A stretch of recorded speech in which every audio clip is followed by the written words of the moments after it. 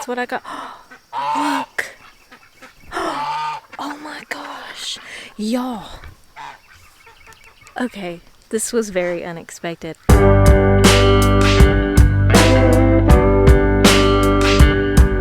Hey guys, welcome back to my channel. This is Mirkwood Homestead and my name is Mina, and I just wanted to show you my garden. It's very full of weeds. Actually, today I wanted to show you my pumpkin patch. My pumpkin slash watermelon patch. We had a lot of extra garden space. Last year, I grew a bunch of pumpkins in a big compost pile. I called it my pumpkin monster because it took over the backyard completely. And that was the Gerardale pumpkins. They were amazing. They taste so good. They're really pretty. They get huge. You get a ton of them too.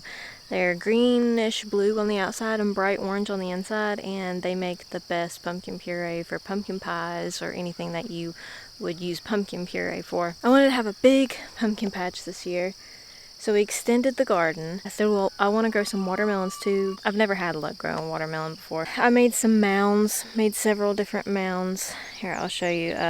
It got taken over by the weeds like within a few days. I don't know.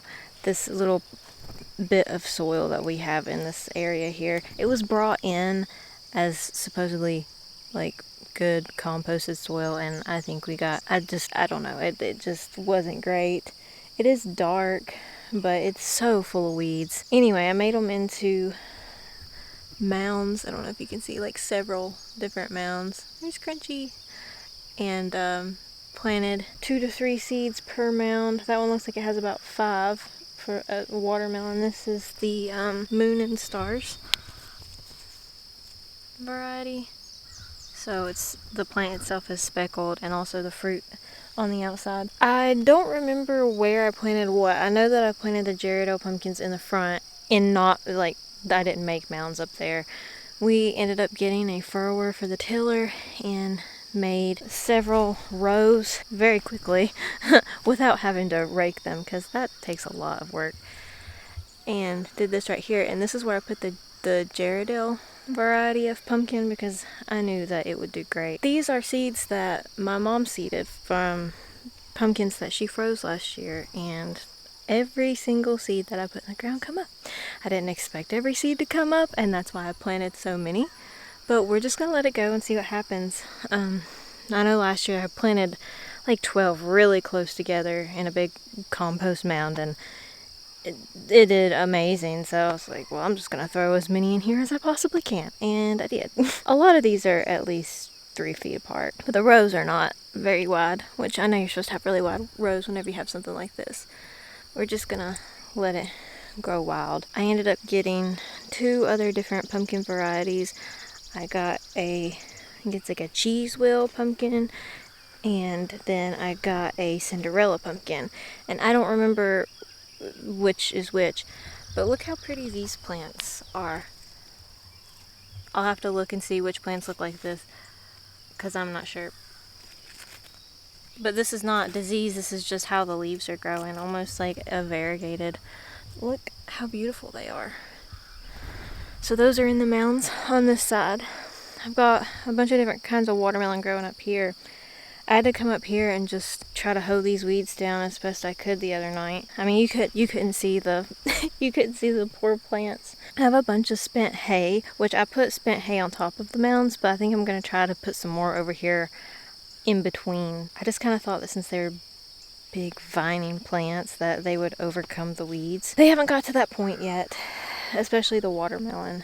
It's still pretty small. Seems like out of the varieties that I have planted, that the Moon and Star variety are bigger than the others. I've got, I think like just like a crimson red watermelon, the Moon and Stars, and then the Sakata Sweet, I think is how you say it. I don't know. Don't quote me on that. It's a smaller melon. I've got some of those planted on my trellis out front too. But yeah, the cheese wheel pumpkin, and then did I say the Cinderella pumpkin? So those are the 2 varieties other than the Gerardale.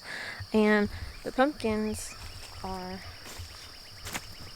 really big and healthy. There is some bug damage. We have Japanese beetles really, really bad. And I would say some of the bug damage is from where I let the weeds kind of explode. We had several days of rain, and then it got really hot. Just having such a big garden space, it's hard to keep up with the weeds. Our potato patch has overgrown with weeds, but at this point our potatoes have started to die back. It's time to start pulling those up. You can't tell, but this is our potato patch. I'll show you. The first row was planted like a couple weeks before the second row. I did some succession sowing, not on purpose, just because that's what I had the time and energy for. 1 week I planted one row, the next week I planted the next row. This first row is purple potatoes. Let's see if we can pull some up and show you what they look like. I think these are, I don't know how you say it, like it starts with an A and it's a blue potato, but they look purple. I'll put the name up here as to what they are. But they have grown so well compared to other varieties that I've grown in the past. My mom doesn't like them because she says that they're not pretty whenever they're cooked, that they turn gray. But they've gotten huge and they seem to have been really healthy. Let's pull some of these up so I can show you what they look like.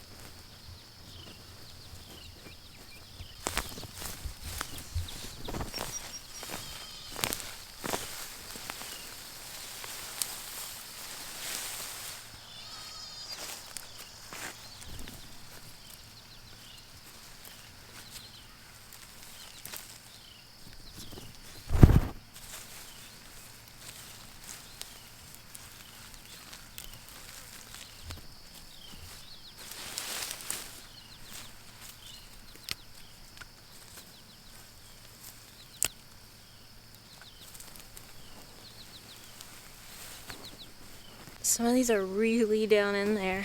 Probably gonna have to get a digging fork to get them out.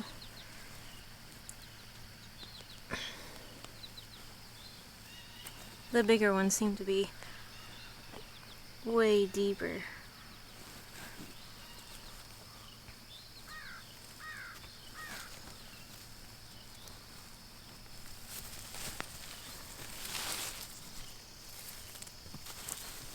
So these are going to have to be dug at some point this week and put somewhere to cure.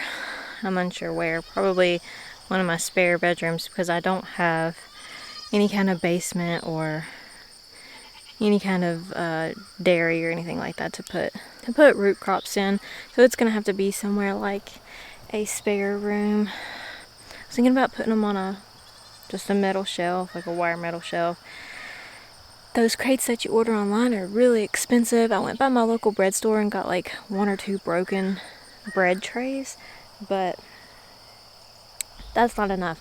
These are 3 60-foot rows of potatoes, and I know that I think we're gonna have a ton of potatoes this year.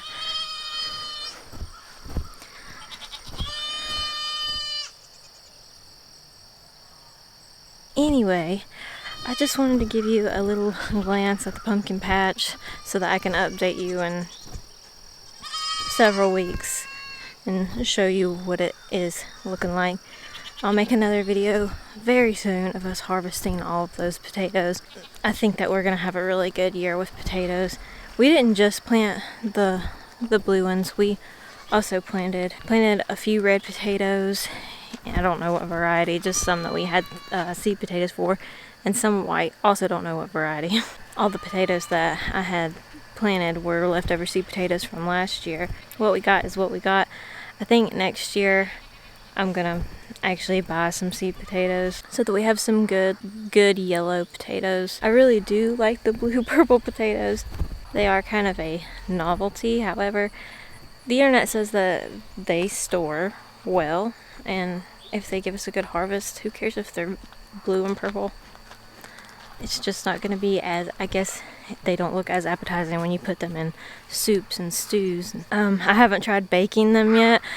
I've pretty much just done like potato hash, and I've roasted a few cubed up. So I don't know what they're going to look like that, but I thought that gnocchi would be really cool to make with purple blue potatoes, because having blue or purple pasta sounds like it would be really fun. I'll show you what my raised garden beds out front look like. And I think I have figured out what the tomato was that I planted out here. I think it is a red centiflora. The one back there in the garden is a Berry's Crazy Cherry. I can tell by the way it's shaped. But the tomatoes out here it's finally setting for, it's covered in flowers. I haven't done too much pruning to it. But the tomatoes that are fruiting out here are round on the bottom. They're not pointy like the Berry's Crazy Cherry. So this is a red centiflora, and I've never seen plants produce this many blossoms as these two different varieties have. So, you can see. But that's a lot. And you can see it's starting to set fruit in there. And I definitely planted everything too close together in these beds. However, they don't seem to be minding. They're not stunted or anything. I've got cucumbers growing here. I think these are silver slicers. I don't remember because I didn't label them. But I guess we'll find out. And we got this cattle panel trellis put up between the two beds, which I think looks really, really, really pretty. And I've got some more of those Sakata sweet melons growing here. And they haven't started vining up yet, like the cucumbers. I have knocked these Japanese beetles off of these plants every single morning, and I give them to the chickens. They eat them.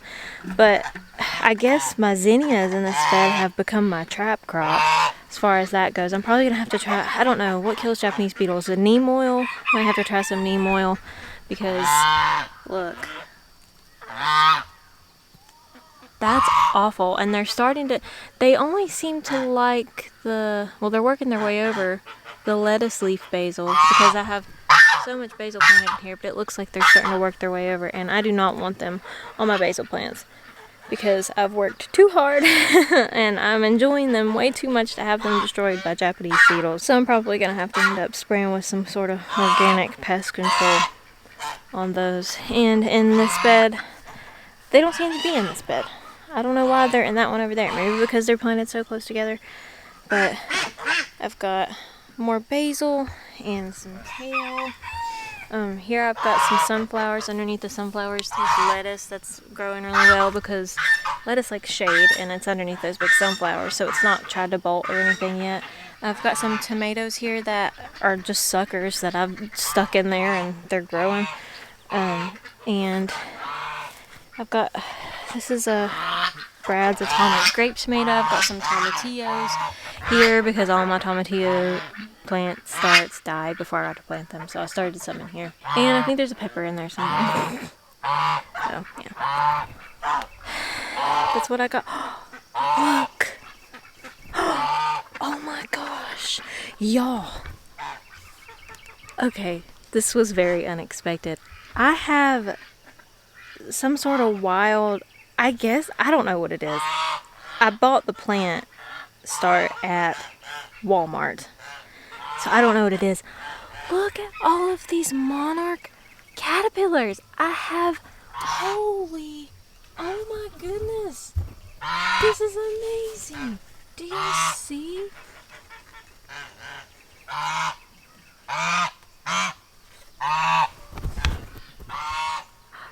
Oh my gosh. Look.